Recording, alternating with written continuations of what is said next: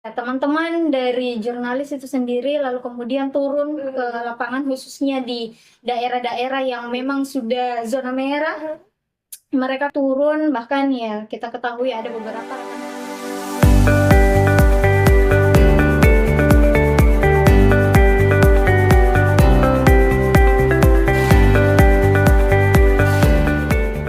Assalamualaikum warahmatullahi wabarakatuh. Selamat datang di Mister Koronis, Komunikasi Romantis dan Humanis. Halo Sobat Koronis, perkenalkan saya Sahel Fatunada Sayyidina SIKOM, kerap disapa AL. Dan hari ini saya akan menjadi host dari podcast ini.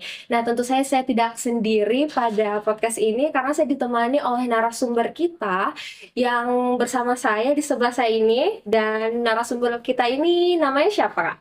Halo teman-teman, nama aku Jihan Pratiwi SIKOM, akrab disapa Jihan. Halo Kak Jihan, gimana nih kabar Kak Jihan hari ini? Alhamdulillah baik. Oke, jadi pada podcast kali ini, Sobat Koronis, aku dan Kak Jihan akan membahas tentang jurnalis independen. Nah, langsung saja ya, saya tanya ke narasumber kita ini, Kak Jihan. Nah, Kak Jihan, gimana sih pandangan Kak Jihan tentang jurnalis? Apa sih sebenarnya pengertian jurnalis itu dan apa peran jurnalis menurut Kak Jihan?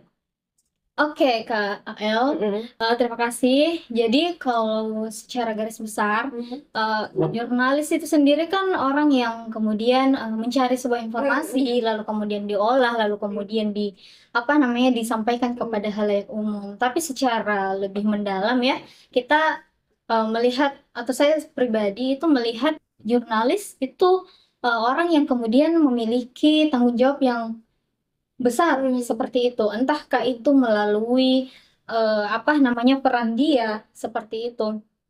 Kemudian jurnalis ini sendiri itu memiliki peran yang menurut saya jauh lebih besar dari apa yang kita lihat. Kan kalau kita lihat selama ini jurnalis turun ke lapangan, cari informasi, lalu kemudian ada beritanya, tapi ternyata ada yang jauh lebih mendalam seperti itu.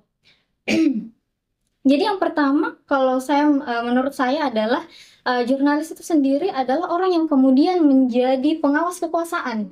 Nah, contohnya misalkan kalau di pemerintahan itu ada kebijakan baru, ada undang-undang yang kemudian direvisi. Nah, ini kemudian peran-peran jurnalis ini yang kemudian akan menyampaikan kepada masyarakat, begitu. Kemudian jurnalis juga ini bisa dikatakan sebagai penyampai sebuah informasi.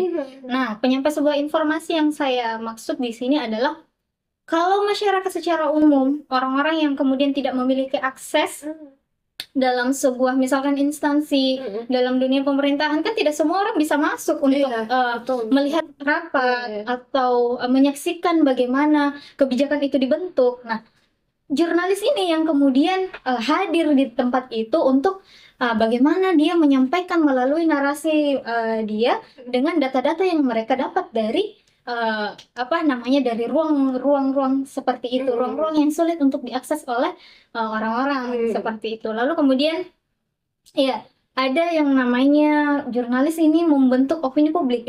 Nah, bagaimana caranya jurnalis ini membentuk opini publik?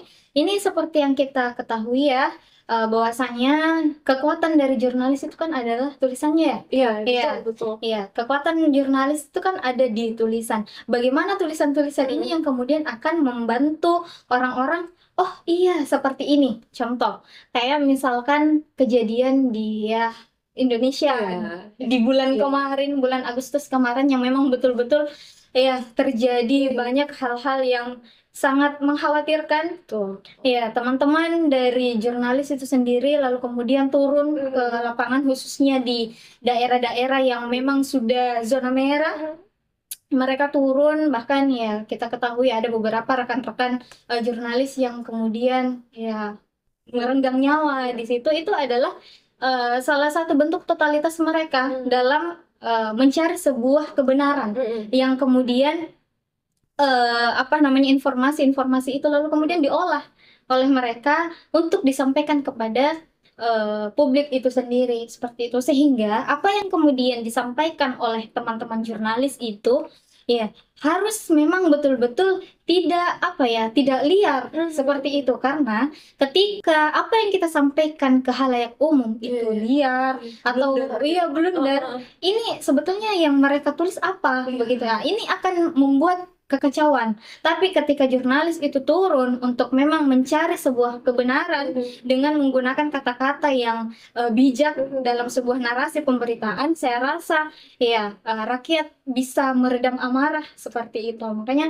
ini kayak kemarin ya ada banyak berita-berita simpang siur karena ya peran-peran jurnalis ini dimainkan oleh mereka-mereka yang ada beberapa oknum yang tidak tanggung jawab seperti itu. Mereka bukan jurnalis tapi tiba-tiba membuat narasi-narasi yang seakan ya membuat Hoax kegaduhan gitu. ya hoax seperti itu. Karena menjadi seorang jurnalis ya KL ini merupakan sebuah bukan hanya sekedar pekerjaan kalau menurut saya, tapi memang ada apa ya beban moral atau tanggung jawab moral yang kita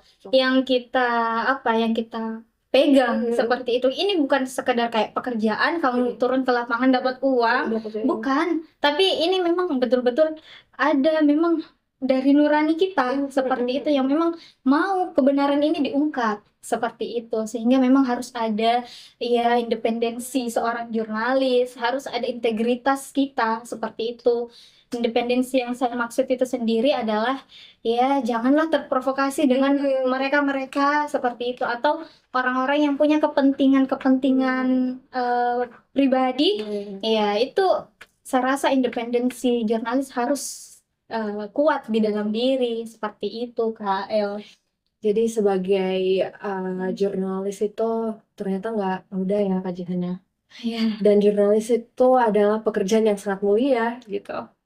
Dan kan kalau misalnya peran jurnalis itu mencari informasi-informasi, otomatis jurnalis kan harus mendapatkan data-data dari sumber yang terpercaya. Nah, untuk mendapatkan data-data dari sumber terpercaya, dari narasumber-narasumber yang terpercaya, gimana sih cara kajian nih melihat jurnalis itu untuk membangun kepercayaannya, untuk mendapatkan data-data serta informasi-informasi untuk diedarkan kepada publik? Oke, kalau untuk mencari sebuah informasi yang valid ya, yang pertama kalau misalkan itu dunia pemerintahan, tentu kita harus punya relasi yang kuat terhadap mereka-mereka yang punya pemangku kekuasaan, misal di dalam sebuah instansi pemerintahan atau mereka-mereka yang terlibat dalam perumusan-perumusan sebuah sebuah kebijakan, misal. Kalau data yang ingin kita ambil adalah dari rakyat biasa atau orang-orang yang kemudian punya sisi trauma, nah itu juga punya apa ya? Punya tantangan tersendiri, karena untuk membangun sebuah kepercayaan terhadap korban yang trauma itu sangat-sangat sulit. Seperti itu, karena jangan sampai ketika kita mendatangi orang tersebut, pertanyaan yang kita sampaikan justru malah membuka luka lama orang tersebut, malah membuka trauma dalam diri. Makanya harus ada pendekatan. Nah, ini yang disebut dengan empati. Nah, seorang jurnalis juga harus punya empati. Jangan karena kita dikejar tayang, misal dikejar waktu, harus tayang ini besok, beritanya ini, tapi datanya harus valid. Nah, gimana caranya? Ya kita harus pintar-pintar untuk ya bagaimana menunjukkan empati kita, karena ketika si korban atau narasumber ini dia punya kepercayaan kepada kita, mereka akan sangat sangat aware dengan apa yang akan mereka sampaikan. Seperti itu, mereka akan terbuka dengan luka-luka yang mereka selama ini pendam. Seperti itu, harus ada lah yang namanya etika jurnalis, itu tetap harus kita pakai. Jangan karena kita keburu waktu, kita sudah tidak pikirkan itu, ini ya sudah, biarlah mereka traumanya, kamu yang penting saya dapat ini. Tidak seperti itu. Jadi harus memang ada etika jurnalis dan empati yang sangat tinggi. Seperti itu kan. Jadi menyangkut tentang ethical jurnalis, nah menurut aku sendiri ya kalau dilihat ya mungkin ada beberapa jurnalis nih yang udah melenceng dari etikanya, nggak sedikit sih kita temukan. Dan bahkan dari hal seperti itu kita hasilnya apa, kita mendapatkan hoax-hoax Iya, yang beredar atau berita-berita blunder atau gimana. betul. Nah, pertanyaan saya nih, kan kita membahas tentang jurnalis independen kan. Iya. Menurut kajian yang kajian lihat dari situasi sekarang, apakah jurnalis independen itu masih relevan dengan masa kini, Kak Cia? Oke, jadi kalau dari yang saya lihat, saya masih percaya ya. Saya masih percaya bahwasanya jurnalis independen itu masih relevan dan sangat relevan hari ini. Ya, tapi ya kita ketahui bersama bahwasanya memang banyak oknum-oknum yang kemudian tidak bertanggung jawab. Ya, akhirnya lahirlah sebuah berita-berita yang tidak layak untuk dikonsumsi oleh orang-orang. Karena apa? Karena banyak berita hoax hari ini ya. Kemudian salah satu tantangan terbesar kita adalah era digital. Yes.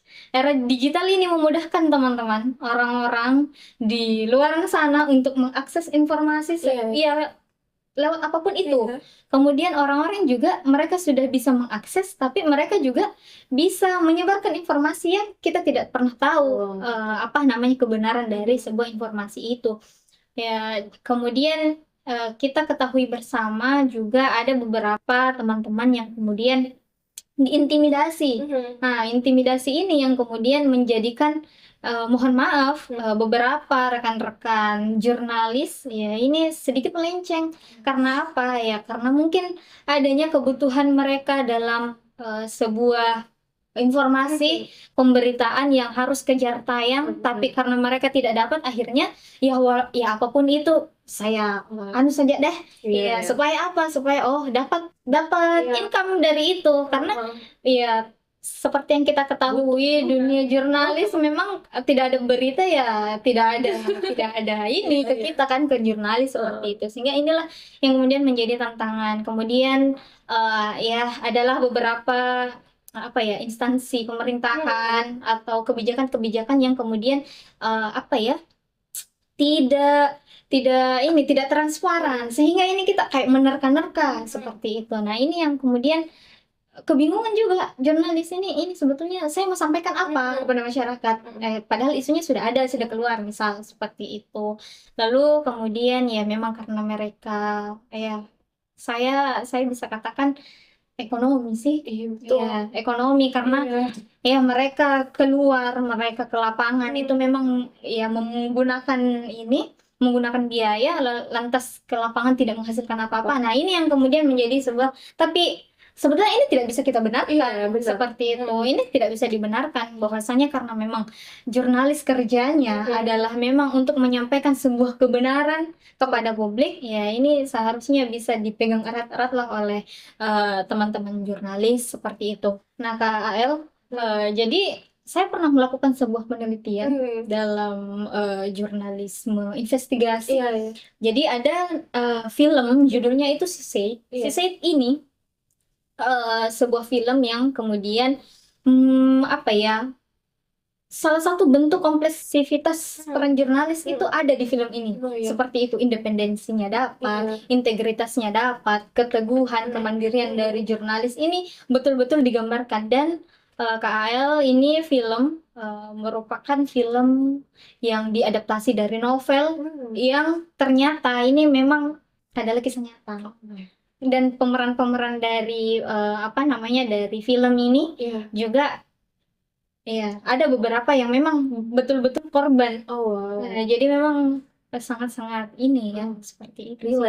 Relate sekali. Nah, tapi saya rasa kalau yang seperti yang pertanyaannya tadi, apakah masih relevan? Saya rasa masih relevan, masih sangat dibutuhkan. Jurnalisme independen masih sangat-sangat kita butuhkan, apalagi di negara kita ya. Kita kan negara demokrasi.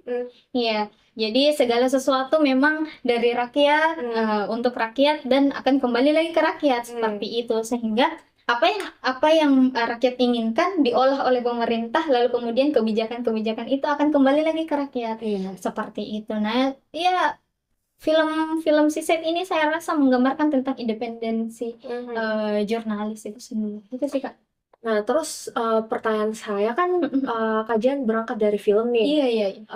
Film ini merepresentasikan tentang jurnalis. Nah, Kenapa sih Kak Jihan tertarik sama film ini? Walaupun mungkin ada film-film lain yang juga merepresentasikan tentang jurnalis kayaknya. Mungkin Oke. bisa diceritakan gitu, atau mungkin diceritakan alurnya gimana, Iya, iya, atau iya. gimana? Oke, jadi di film ini, film si Said ini, dia menggambarkan tentang peran krusial dari seorang jurnalis Iya. yang sedang sedang menyelidiki sebuah kasus kekerasan seksual. Jadi film ini semi jurnalisme investigasi. Iya. Nah, di mana film ini teman-teman sekalian menggambarkan tentang kegigihan seorang jurnalis dalam mengungkap kasus kekerasan seksual yang telah terjadi berpuluh-puluh tahun.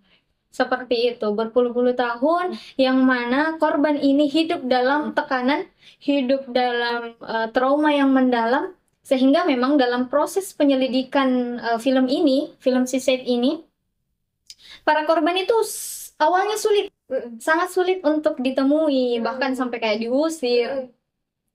Nah, ini yang kemudian menjadi tantangan bagi seorang jurnalis seperti itu. Belum lagi dengan karena jurnalis ini sudah terdeteksi bahwasanya mereka sedang menyelidiki sebuah kasusnya. Si pelaku justru malah ini dia membuat satu yang namanya dominasi politik, kemudian ada unsur relasi kuasa. Nah, di mana mereka membangun, ternyata dari puluhan tahun itu kasus ini tidak pernah terangkat ke publik, kasus ini tidak pernah sampai masuk ke ruang persidangan atau sampai dipenjarakan. Ternyata pelaku ini membangun relasi kuasa yang sangat besar. Seperti itu. Dia ya membayar pengacara, membayar penegak hukum, hakim dan lain sebagainya. Dia bekerja sama dengan polisi. Dia juga melawan pemerintahan karena dengan uang-uang itu, seperti itu. Karena memang sehingga ini korban sangat-sangat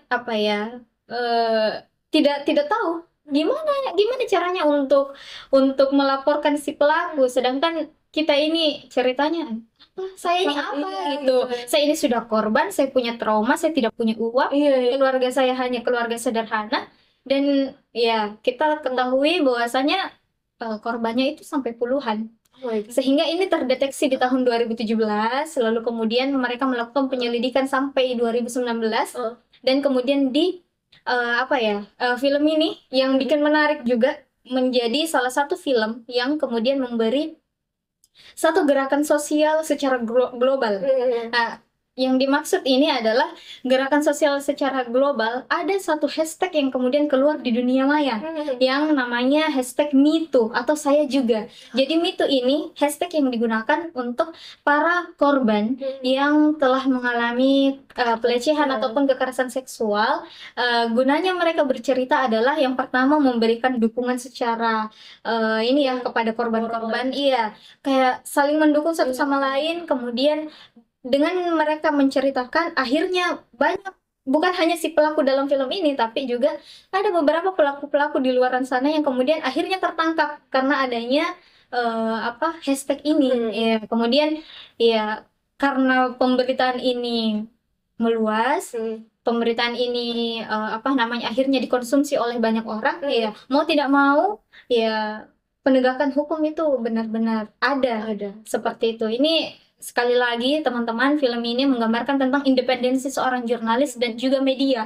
Jadi jurnalis tidak bisa juga bekerja dengan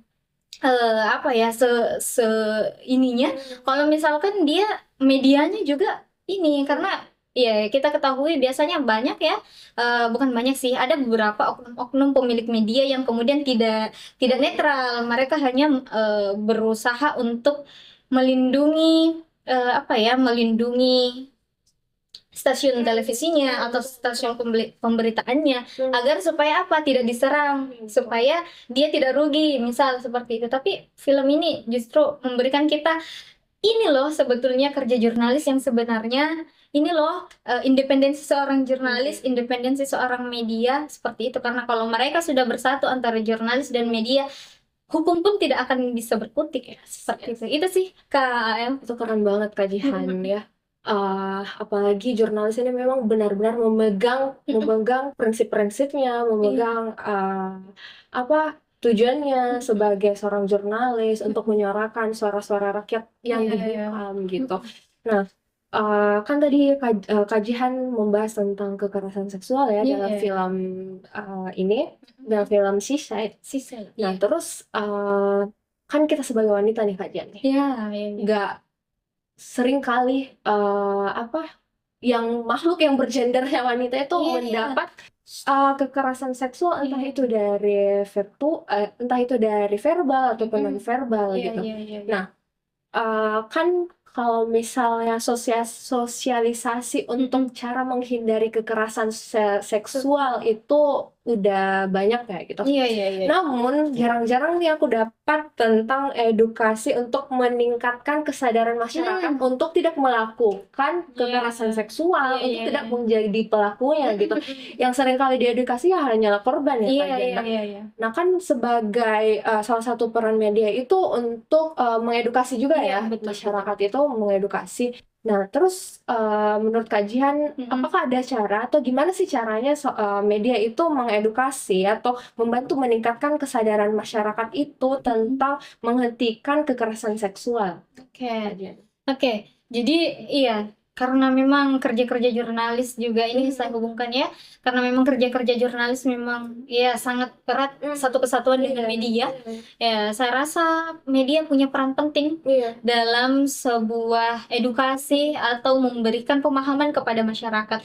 Nah, ini sebetulnya dengan seperti yang saya katakan tadi, sekarang kita ini dihadapkan dengan era digital. Ada positif, ada negatif. Ya, seperti itu. Mungkin tadi yang saya sampaikan adalah negatifnya, dan sekarang adalah bagaimana kita memanfaatkan era digital ini dengan sebaik-baiknya. Oke lah, kita ambil contoh tadi yang di kekerasan seksual. Oke, teman-teman, saya tidak mengeneralkan sebuah kaum, tapi memang seperti yang kita ketahui, banyak sekali kasus-kasus kekerasan seksual itu memang korbannya adalah perempuan. Seperti itu, sehingga memang kita akan sulit mendapatkan sebuah ruang aman. Bahkan mohon maaf, di rumah sendiri pun itu tidak aman bagi perempuan. Seperti itu, karena ya banyak sekali orang-orang yang kemudian tidak bertanggung jawab karena hal-hal pelecehan seksual dan lain sebagainya. Sebetulnya ini bukan hanya sesuatu yang disengaja, tapi karena adanya kesempatan. Makanya memang saya katakan tadi, tidak ada ruang aman bagi kita, sehingga untuk memutus itu, untuk memberikan edukasi kepada masyarakat, saya rasa media punya peran yang sangat penting.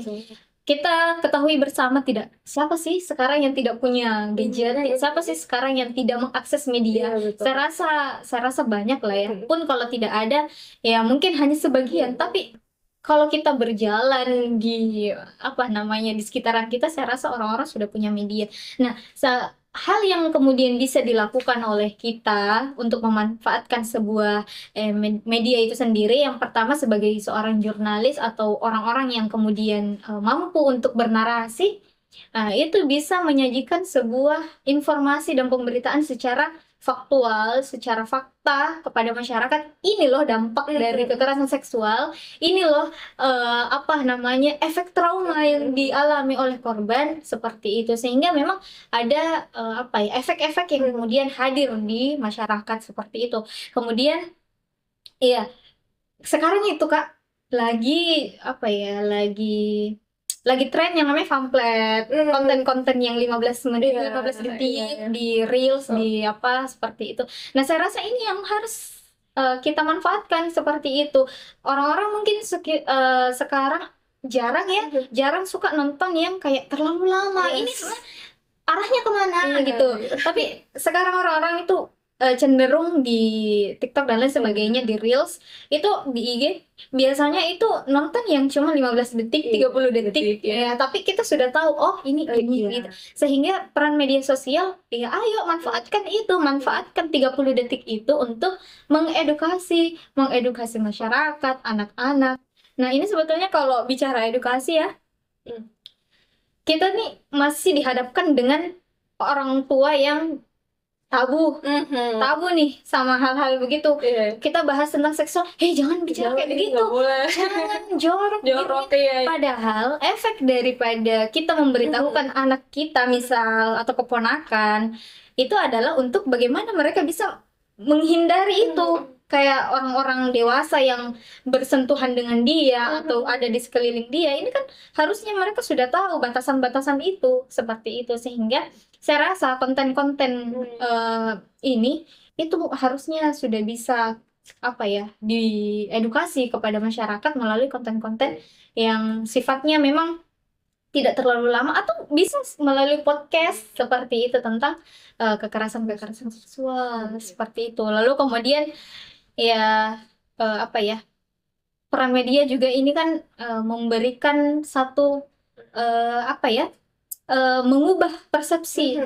Kita harapkan setelah misalkan kita membuat sebuah konten, orang-orang yang kemudian melihat itu bisa, oh iya ya, kok sebetulnya edukasi tentang seksual ini sebenarnya tidak separah, tidak semenakutkan itu untuk didengarkan oleh anak-anak seperti itu. Kita bisa memanfaatkan misalkan pemilihan konten atau pemilihan gaya bahasa yang tidak usah terlalu seksual Vulgar, itu. Iya, tidak usah kayak seksual itu begini. Tidak.